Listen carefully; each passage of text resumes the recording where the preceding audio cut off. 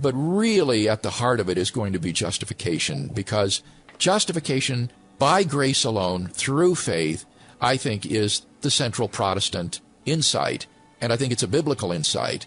And therefore, that's something I think that we need to insist upon. Now, what I find in talking to Catholic friends is that their understanding of the doctrine of justification at Trent is really the same as mine. They don't think that they earn salvation. Now, here is where, once again, the mere Christianity concept and synergism, vitally important to understanding why William Lane Craig comes down where he comes down. If you're a synergist, if you have prevenient grace, if you have grace that doesn't save, if you have the death of Christ making man savable, then that explains this. Because when I talk with Roman Catholics, I don't come to this conclusion. I see a huge and a vast difference between us. Because I recognize that apart from God's saving grace, I could do nothing. And it's not just prevenient grace. It's not just a grace that helps me do something. It's God's actual accomplishment. And so I hold to justification by faith. I cling to it as my only and sole hope before a holy God, because I recognize the truth of who I am as a synergist who does not believe that I am dead in sins, but that I can cooperate with this prevenient grace to bring about its accomplishment. That's what gives rise to this. That's why there are two fundamental responses here. And it all goes back to theology. It all goes back to what you believe. And that's why we have criticized the William Lane Craig, Mike Licona, Mere Christianity, apologetic methodology, because, again, it goes back to theology. Your theology determines your apologetics, not the other way around. Well, it should. Your theology should determine your apologetics. Far too often, it is the other way around, and that creates disaster. Think that they perform meritorious works that earn salvation. The way they interpret it is that God, by his grace, gives me the power to live a good life, and therefore I go to heaven, and it's all due to God's grace. It's wholly by grace alone. So the line of distinction becomes very blurred or very fine. I very blurred, very fine? With a Roman Catholic who's going to Mass 4 times a week to get grace, but yet not being perfected by it?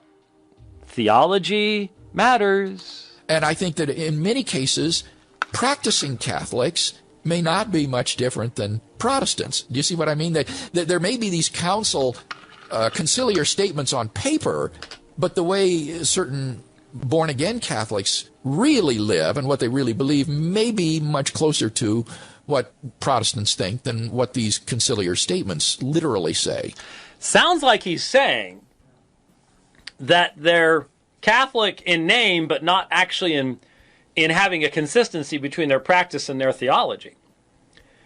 Now, over and over again, people say, well, you're saying no Roman Catholic can be saved. Well, I know lots of Roman Catholics who have been saved. But there are people who say, well, do you think there are any who die as Roman Catholics who can be saved? And my answer has always been the same. If they're saved, it's in spite of the church, not because of the church. It's because they believe in the gospel, not in the Roman gospel. That gospel does not save. There's no question about that. Again, if you can explain Galatians away, if you can get it out of the canon or something, then you might have somewhere to go. But if you can't, there's something you can do about it. But what we're hearing here is, hey, from our perspective as synergists, we've got a lot in common here. The divisions aren't quite as big as we thought they were.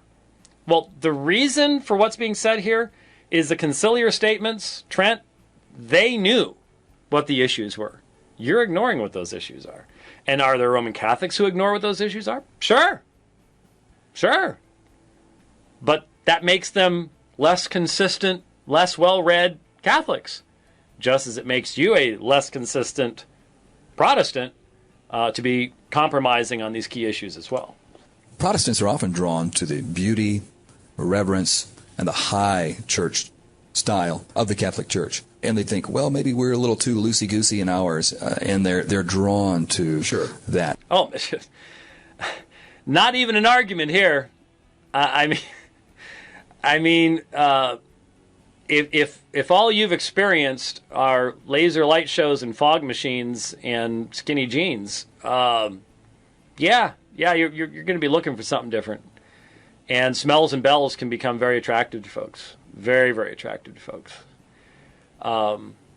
But like I've said so many times before, when I talk to people who have professed, not nominal evangelicals who are just, it's by tradition, just what I grew up with, people who claim to have had a true conviction of the gospel, that they believed in justification, and Christ is my only righteousness, and they start going for the smells and bells. I have, and most of you know by name, some of the individuals that I've talked to, looked at them and said, how can you tell me that you are going to trade union with Christ, His perfect righteousness, your being in Him, which is the only place where there is forgiveness and sanctification, eternal life, the perfection of the mediator in the presence of the Father, you're going to trade that for the treadmill of penances and sacraments? Look me in the eye and tell me why you're going to do that. They can't. They can't. They just can't do it because they never really believed it. They may have professed it, may have even preached it loudly. Can't do it. From time to time. But we still need to look at doctrine. We still need to look at... Well, I think so, Kevin. That's the bottom line. I mean, I am tremendously attracted to this great tradition, this great historic Catholic tradition, and to the great thinkers that have graced that church, and to the beauty of the worship service, of the ceremonies. Oh, my. Again, I understand it. I get it. I get it. Remember a few years ago? I forget what year it was. I've only been to Italy once, and it was an interesting trip. But I went to the Vatican, and I created a huge firestorm when I talked about how gaudy it seemed to me. It did. Gold and marble, and the Church that Christ founded didn't have a misapplied text from Matthew 16 in gold around the top of the building. It was a complete contradiction